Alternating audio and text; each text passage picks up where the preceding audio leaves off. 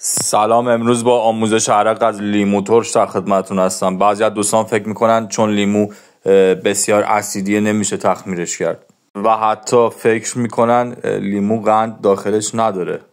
وزن لیمویی که تهیه کردم حدوداً 3-4 کیلوه که میخوام حدود 1 لیتر ازش آب لیمو در بیارم. ابزاری که نیاز دارم مخمر مخصوص تقطیری هاست که دایرکت میتونید سفارش بدید. یه pH متر نیاز دارم برای بررسی کردن حالت اسیدی و قلیه‌ای شرابم که بسیار لازمه برای این تخمیر. از کربنات کلسیم استفاده میکنم که ضد اسیده برای خنثی کردن حالت اسیدی لیمو. در کنارشون دکستروز نیاز دارم که یه قند طبیعیه برای اضافه کردن قند به ملاتمون برای اینکه درصد الکل بیشتری به دست بیاریم. عوارض شکر رو هم به هیچ وجه نداره. هیدرومتر نیاز دارم برای قندسنجی و یه ظرف مدرج هم دارم برای اندازه‌گیری مایعات و یه ظرف مخصوص تخمیر که از مواد ضایعاتی درست نشده، بسیار با کیفیت، کاملا مدرجه و دماسنج هم روش داره و به راحتی هم تمیز میشه. قفل هوا هم به خوبی روش نصب میشه، کاملا کیپ میشه. لیموها رو برش زدم، آبشون رو میگیرم. اگر که از جای معتبر تهیه کردید آب لیمو مشکلی نیستش، اما اگر که شک دارید باید خودتون لیموها رو آبگیری کنید. به ازای 1 لیتر آب لیمو 2 لیتر آب ریختم داخل یه ظرف و یه مقدار از پوست لیموها رو رنده میکنم داخلش و میذارم کمی گرم بشه اما به نقطه جوش نرسه.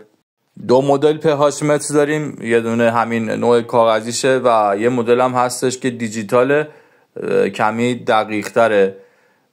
مقدار عددی که اول بهمون نشون میده 1.78 یعنی بسیار اسیدیه.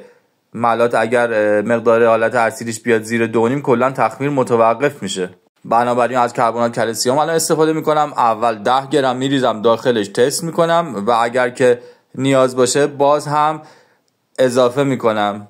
وقتی ریختم داخلش یه چند دقیقه هم باید صبر کنم که کاملا اثر کنه. بررسی کردم شد 2 خورده، دوباره 10 گرم اضافه کردم، رسیدم به عدد 3 و حدوداً 3.6 که بین 3 الی 3.5 ایدئال ترین عدد برای تخمیره.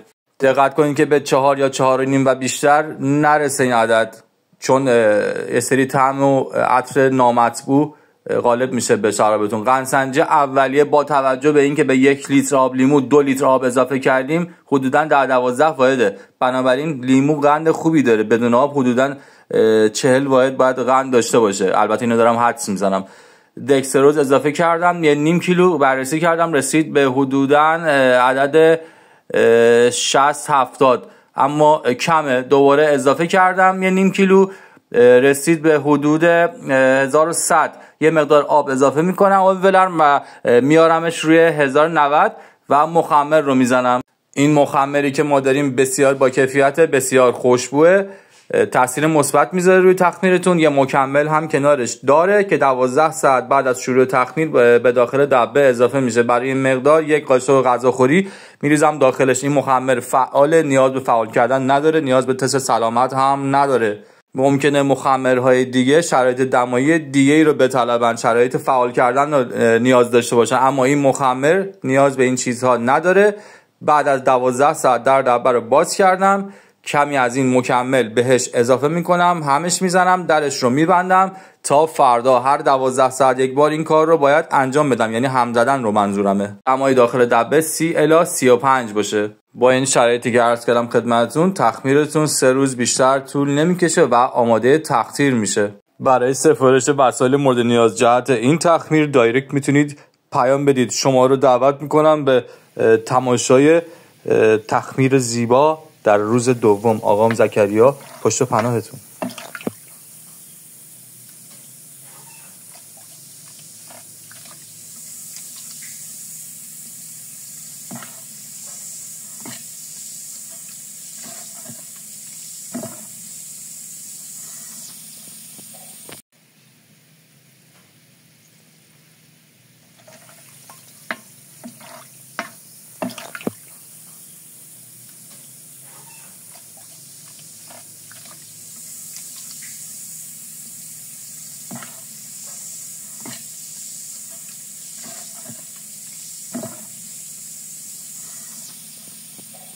سلام، با قسمت دوم آموزش عرق از لیمو ترش در خدمتتون هستم. بعد از 36 ساعت تخمیرمون به این شکله که به خوبی ادامه داره، بوی بسیار خوبی داره، شدت تخمیر هم عالیه، مزه ملات هم به هیچ وجه ترش نیست. طبق روال هر روز همش میزنم، درش رو میبندم تا فردا. بعد از 72 ساعت تخمیرم تموم شده.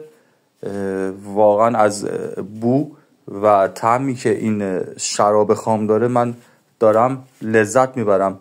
شما میتونید هم این رو به عنوان شراب استفاده کنید و هم میتونید تقطیرش کنید.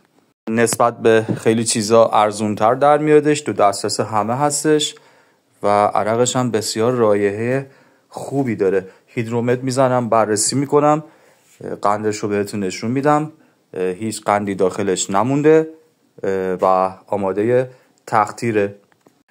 اگر که میخواید به عنوان شراب استفادهش کنید باید با یه کیسه پارچه‌ای تمیز توفاله‌اش رو جدا کنید. شرابتون رو بریزید داخل یه دونه ظرف تمیز، به ازای هر 20 لیتر 1 گرم متابیسولفیت پتاسیم میریزید داخلش. اگر تانین رنگ روشن هم دارید به ازای هر 10 لیتر 1 تا 3 گرم بریزید داخلش. یه 25 روز 30 روز با قفل هوا بمونه جای خنک تا تخمیر ثانویه‌اش تموم بشه و آماده مصرف بشه. این سفیدی هایی که داخل این شراب میبینید کپک نیست، مربوط به پوست لیموه که برای عطر دادن و رایحه خوب بهش اضافه کردیم و بافتش به این شکل در اومده. خب تقطیر رو شروع کردیم. سرگلمون از 75 شروع شده. به ازای هر 20 لیتر ملاتی که داخل دستگاه تقطیر میریزید 250 الی 300 میلی لیتر جدا میکنید. مناسب نوشیدن نیست. داخلش اسیتون، متانول و املاح ناگوار هستش.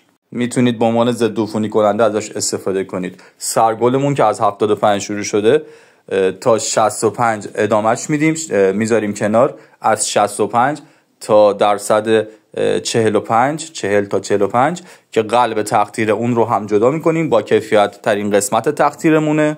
و درصد 45 تا 30 رو هم جدا میکنیم که اینجوری مناسب نوشیدن نیستش. اگر که قاطی عرقتون کنید کیفیت عرق رو میاره پایین. باید این درصد پایینا رو جدا کنید، دو آتیشه کنید. میتونید این درصد پایین رو با اون سرگل که گفتیم از 75 تا 65 قاطی کنید، بریزید دستگاه تقطیر، معادلش آب بریزید، دوباره تقطیرش کنید. اگر که میخواید یه عرق با کیفیت داشته باشید باید این مسائل رو رعایت کنید. من خودم برای مصرف شخصیم زیر 40 رو تقطیر نمی کنم. البته اگر که سلامتی خودتون یا کسایی که ازتون خرید میکنن براتون مهم نیست، یه بحث جداگونه ایه.